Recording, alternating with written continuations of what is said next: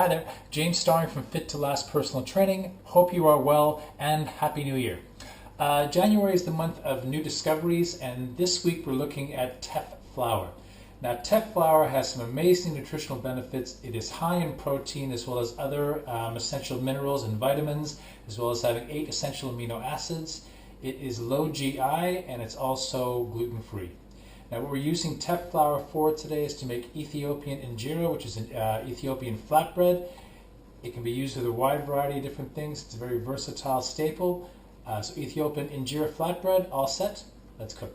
So the ingredients to make the Injera flatbread include vinegar, Himalayan pink salt, baking powder, black pepper, teff flour, active yeast, bit of sugar to activate the yeast, in this case using agave syrup, and warm water.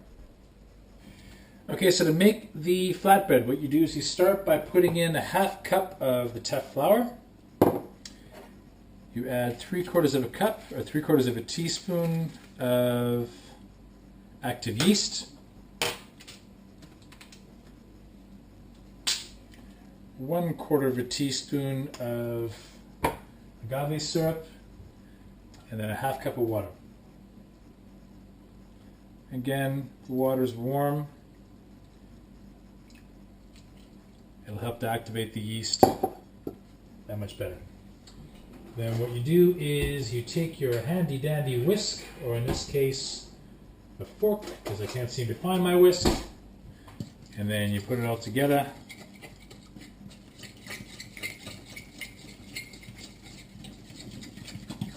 Mix it all together so it's nice and smooth.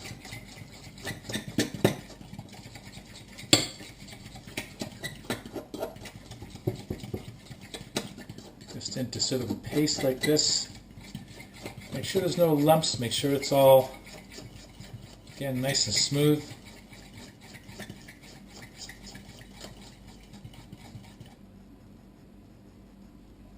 And then what you do is you take a wet rag, put it over top,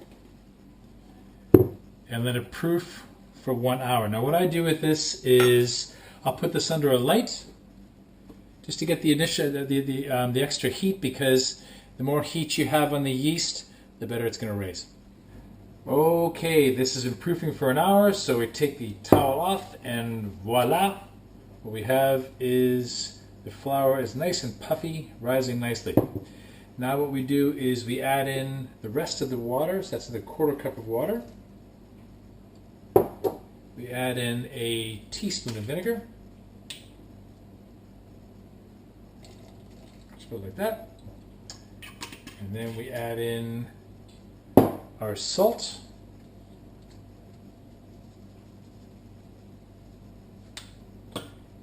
And then we sprinkle over with the baking powder. Whisk it all together.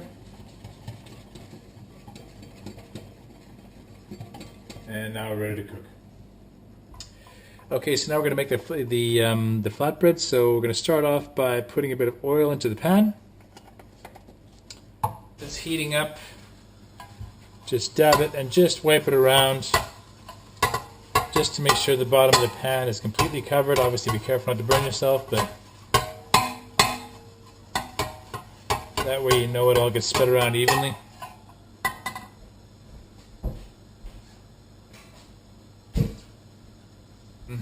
One thing that's very, very important is to make sure that you spread the dough out as soon as you put it in the pan. So we're going to put this in now.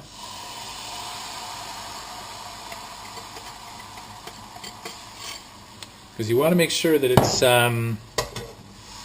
thin like a pancake. So just do that straight away.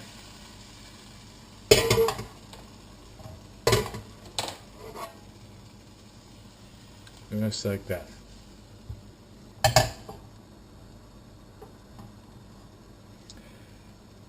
Now, as you make any other pancake, as soon as you start to see bubbles coming up, as we've seen straight away, what we're going to do is we're going to cover it for a minute.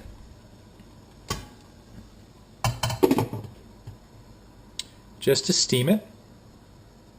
Okay, this has been steaming for about a minute, so what we'll do now is we're going to take the lid off and reveal this gorgeous looking flatbread. And you'll know when it's ready when the edges start to curve away from the pan. That's how you know it's ready to cook, but when it's ready to eat. Also as well, the middle should be completely dry. So this is the finished article for the flatbread. Once again, on a go-forward basis, I would make it quite as big as I did because it makes it a bit harder to negotiate it out of the pan. But as I said, this is a great staple. You can roll it up very easily. It'll go with a variety of different things. I put this with eggs. I put this as a breakfast burrito. There's all kinds of options you have for this. But it's a great staple, and it's a healthy alternative to regular bread. Very easy to make. This is the Ethiopian flatbread using teff flour. James is fit to last. Hope you like it. Cheers.